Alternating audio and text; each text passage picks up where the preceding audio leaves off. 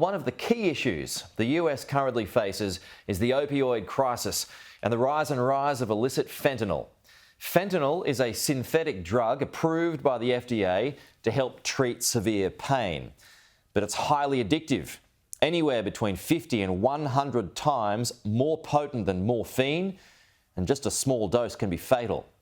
According to the Centre for Disease Control and Prevention, more than 106,000 people across the country died from a drug-involved overdose in 2021. That's the last year for which there is available data. And these are the deaths involving synthetic opioids. Fentanyl, right there, that line going up, far and away the leading cause, well above other opioids and drugs including meth, cocaine and heroin. It's mostly manufactured in Mexico and smuggled across the border. Here's how the Republican presidential challengers have vowed to tackle the problem if they win office. The drug cartels are waging war in America, and it's now time for America to wage war on the cartels. And if they have drugs, these backpacks, and they're going in and they're cutting through an enforced structure, we just supposed to let them in? You know, I say use force to repel them. If you do that one time, they will never do it again. I mean, if you look at the fact we had enough fentanyl cross the border last year that would kill every single American. And the cartels, if they're not trafficking drugs, they're trafficking people. Either way, what they're doing is terrorist activity, and we need to deal with that. Well, joining us live now, the former Director of National Drug Control Policy in the Trump administration, Jim Carroll. Jim, it's good to see you. Thanks for your time this afternoon, your time. So successive governments have tried and failed to really tackle this problem and wipe it out. The problem clearly worsening under Joe Biden. The stats are proving that. Where's it all going so wrong? Yeah, first off, thank you for having me on this morning. And you're right, things are really going wrong right now. When I was in position for the first time in 3 decades, we reduced the number of Americans dying of a drug overdose into the low 70,000s. And now, as you reported, officially it's at 106. What we're hearing for 2022 is it'll be even higher, probably close to 110,000 Americans. To put that into context, that's about, when you compare populations between my chair and your chair in Australia, that means about 12,000 Australians would have died last year from an overdose. And so you can see why it is such a priority. The reality is we have 3 things that we need to focus on. One is controlling the border, is making sure that these drugs that are coming into the U.S. are not finding their way to these people that are really struggling with an addiction or to children who don't understand it. The other is making treatment available. And then the third leg of the stool is also teaching prevention exactly to our kids of exactly what's going on. As you mentioned, just a few grains of fentanyl can kill someone. And sadly, that's what we're seeing. The problem is, though, I guess, Jim, so many people are hooked now, and that leads to crime, and there's all kinds of other flow-on situations that can occur. So is it too late to reverse the trend? Is the damage kind of done? Well, first off, we can never lose hope. There's too many people struggling with an addiction and too many family members who are helping them for us to give up. And we know recovery is possible. We know treatment works, and we need to make sure that it's more available. We pushed that under President Trump. Sadly, what I think we're seeing is there's so much availability. There's so much of this drug that's coming in from Mexico that it's just coming in overwhelming numbers. Yeah. I have to say, I want to thank the Australian Border Force. They've done a tremendous job across the world, not just there, but really across the world, working with the US, UK, Canada, New Zealand, in terms of making sure that there's a global effort to stop the flow of illegal drugs into these countries.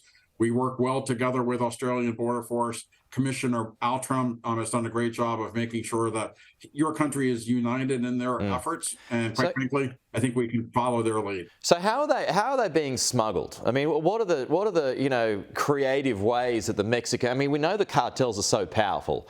They're so powerful that you cut the head off a snake, another one grows back. We've known this from other types of drugs for years and years and years now. So I mean, if it's not the border, I'm assuming it's through cars, it's through planes. I mean, it's coming from everywhere. It is. It's everywhere. You just said it. It's, they're cutting off pineapples and stuffing it inside a pineapple and disguising it as fruit. They're putting it inside cardboard, corrugated cardboard, the little channels within cardboard, and dropping it in there. There's an all-out effort to get it into the U.S. because it is so profitable. we have to continue to reduce our demand for it in the U.S. and not make it such a profitable idea for these terrorist cartels to send it here. But what we really have to do is make sure that they don't have that ability, that we're cutting off the money. We're not letting them get those resources. And I think that's really how we're going to cut off the head of the snake and again until the snake is dead. Right. You saw Nikki Haley there. I mean, she's talking about declaring the cartels terrorist organizations. Donald Trump, Ron DeSantis, they're talking about taking war to Mexico. And Donald Trump had even previously considered firing a missile into the cartels. I'm sure this kind of verbiage plays well locally, but is it smart, war with Mexico? Well, certainly it feels like we're losing an entire generation with 108,000, so many of them children, young people. It's the number one cause of death, 18 to 45-year-olds. It's the fastest rising cause of death for people under 18. It feels like we're losing a generation. There's bipartisan support to declare it a weapon of mass destruction. It's bipartisan support to have these folks declare it foreign terrorist organizations. And I think really we can put the rhetoric aside. What we really need is action. And that's really what we need to focus to Could you send Marines in, Jim? Would I send the Marines in? There's probably a long list of people I would send in. The Marines are certainly capable.